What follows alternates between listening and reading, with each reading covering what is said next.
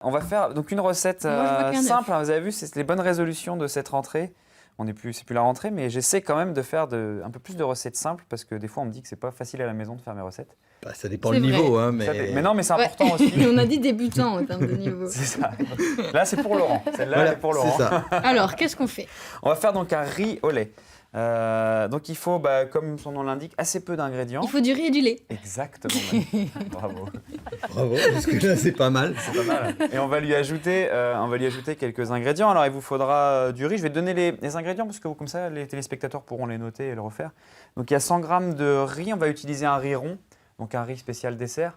On peut éventuellement faire avec un riz à risotto, mais ça peut un petit peu différencier le temps de cuisson, ça peut être un peu plus long. Mais sinon, un riz rond, vraiment qu'on trouve... Il existe, je savais même pas, un riz spécial dessert. Un riz rond, ouais. C'est avec ça qu'on fait les nice. gâteaux de riz, la turgoule. Voilà. Ça coûte pas très cher et on en trouve aux grandes surfaces, dans les épiceries, enfin voilà, toutes les marques. Donc le riz, Voilà. l'ingrédient principal, il est là. Ça, Le riz, j'arrive à suivre. il vous faudra du lait. Donc là, j'ai un lait, on peut faire avec un lait entier. Je sais. Il a raison, Malik. Ou un lait, là c'est un demi-écrémé, mais Je note, Pierre, hein, du riz, du lait. Vas-y, On continue. va retrouver les quantités sur le site de Ouais, on les mettra sur Facebook ou sur le site. 100 g de riz, 1 demi-litre de lait. Déjà, c'est la base. Je note. On va utiliser de la cannelle. Ah. C'est là où on va faire justement le petit clin d'œil à la turgoule. En poudre, alors. Voilà, on peut le faire à la vanille, mais savoir que la vanille est devenue très très chère depuis quelques temps. Donc une gousse de vanille, on est vite à 2-3 € la gousse. Mine de rien, ça fait qu'il y en a pour plus cher de vanille que de riz et de lait. Donc la cannelle, ça coûte beaucoup moins cher, on en a plus facilement dans la cuisine. Donc voilà, pour faire une petite recette du quotidien. Donc un peu de cannelle, selon une cuillère à café à peu près de cannelle. Donc je vous donne les ingrédients au fur et à mesure. On va prendre ce riz, on va faire ce qu'on appelle, on va le crever. C'est-à-dire qu'on va le mettre dans de l'eau. Dans de l'eau froide, une casserole d'eau, un peu, voilà, on va le rincer en le portant à ébullition.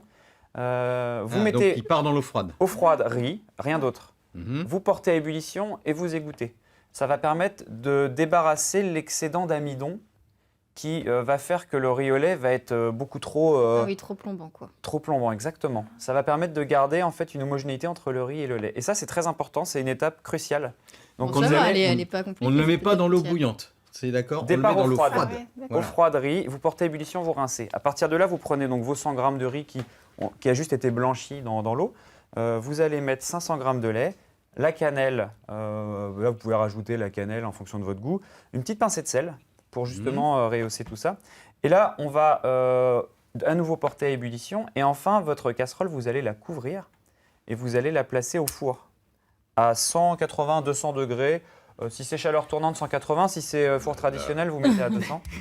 Et vous allez cuire environ... C'est pas compliqué. Non, faut en fait, juste de rien bien oublier, quoi. retenir, quoi. Vous blanchissez le riz, le lait, la cannelle. Vous avez vu que j'ai pas mis le sucre, hein, ça on garde pour plus tard. Donc on cuit sans sucre. Le riz, la cannelle, le lait, on porte à ébullition et on met au four à 200 degrés, on va dire, pendant 16 minutes. D'accord. 16 à 18 minutes selon votre four. Ok. Environ. Donc là, on ressort du four. On ressort du four, donc on a nos 16 minutes de cuisson. Vous avez votre riz au lait qui est prêt. On va aussitôt récupérer les 2 jaunes d'œufs. D'accord, donc vous gardez les blancs pour un autre usage, mais vous prenez que les jaunes. Et on va mélanger ça avec un fouet.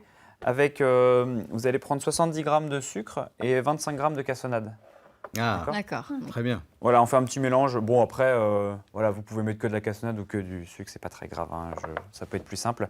Mais vous allez donc faire. Vous avez vu, en gros, on est à 95 g de sucre. C'est pas trop sucré par rapport à la quantité de riz et de lait. On mélange un peu comme si on faisait une crème anglaise. C'est jaune avec le sucre, on blanchit. Et dans le riz qui est bouillant, on va ajouter ce mélange. Ça va faire un liant un peu comme une crème anglaise. C'est-à-dire que le lait du riz va partir un peu comme une crème anglaise. Donc on le fait aussitôt à la sortie du four. Si jamais on a un doute, on peut réchauffer un petit peu, mais normalement ça marche très bien. Et après, vous allez laisser tiédir le mélange. Donc ça va continuer de cuire. Donc là, vous laissez 15-20 minutes dans la cuisine. Et une fois que votre riz est tiède, c'est-à-dire il ne faut pas que ça soit trop chaud, vous allez monter 200 g de crème entière liquide. Donc c'est important de la crème entière, sinon ça ne monte pas en chantilly. 30% de matière grasse minimum. C'est là la petite astuce. Et donc vous allez avec votre fouet ou avec un petit batteur ou avec un gros robot, selon ce que vous avez, même à la main ça marche bien. Si la crème est très froide, hein, toujours important, vous allez monter une crème fouettée. D'accord. Et cette crème fouettée, alors pas trop serrée, il faut que ça reste mousseux. Parce que si la crème est trop fouettée, ça risque de ne pas être très bien. Mais vous avez donc votre crème fouettée que vous faites avec les moyens du bord. Et dans votre riolet qui est tiède, pas chaud mais pas froid, vous allez incorporer délicatement, comme pour faire une mousse, votre crème à ce riolet. Et là, vous laissez refroidir. Soit vous le mangez tout de suite parce que c'est trop bon comme ça. Ouais. Soit vous le laissez refroidir et vous pouvez le manger le soir ou le lendemain. Et ça donne. Et le résultat est ici. Ça donne ça. Un riolet. L'heure de goûter. C'est l'heure de goûter. Moi, je pense que voilà, on va commencer par Marie, puis après on va faire passer l'assiette. Vous avez un riolet qui, vous allez peut-être le voir, est très onctueux. Voilà. Alors Et voilà. Naïka. Non, moi j'ai bientôt un bon plan, je peux pas manger encore. Ah bon, bah je vais me dévouer alors. Dévouez-vous. Si vous aviez Alors déjà Marie, mangé. qu'est-ce que vous en pensez? C'est très très bon. Ah oui, c'est. C'est pas mal, hein. Ah ouais, c'est bon. C'est aéré. C'est pas. Ah. On regarde la texture du riz, qui est pas trop cuit. Ouais. Donc on garde un tout petit peu de mâche. C'est là la différence avec la torgoule où ça fait plus une espèce de flan qui est trop cuit. Enfin, c'est bon aussi la torgoule, hein, mais hein. Et, On a des et donc envies. là, vous avez ce côté un peu crème anglaise avec le jaune et le sucre, et puis le côté crème. Non, c'est pas compact, c'est bien aéré. Ouais, non, ça, Il y a- c'est- C'est pas trop sucré en fait. Non. Non, Donc, pas non. trop de sucre. Ouais, ouais. Eh bah c'est parfait ça. C'est Manika, pas vous mal. ratez quelque Ah chose? oui. Non, je fais mon bon plan et bien sûr. Ah, bah vous voilà. savez bien que je passe pas à l'étape dégustation. Hein. Merci Pierre en tout cas. Merci.